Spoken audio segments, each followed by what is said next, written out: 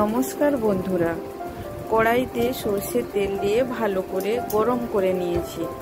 তারপরে এতে পেঁয়াজ কুচি আর লঙ্কা কুচি দিয়ে ভালো করে ভেজে নেব।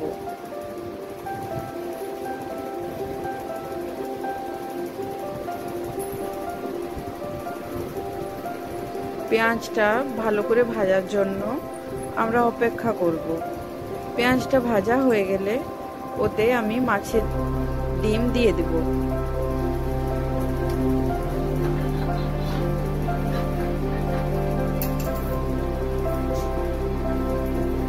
তারপরে নুন, হলুদ গুঁড়ো আর অল্প জিরা গুঁড়ো দিয়ে ভালো করে নেড়ে চেড়ে মিশিয়ে নেব। ভালো করে মিশানো হয়ে গেলে এতে পরিমাণ মতো জল দিয়ে নেব।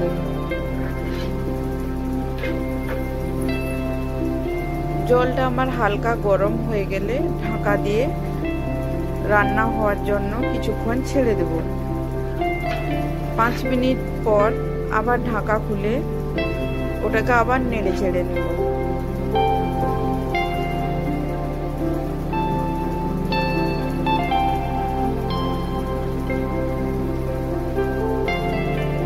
তারপরে আমি ডিমটাকে ভালো করে নেড়ে চেড়ে ডিমের গায়ে জলটা শুকিয়ে নেব।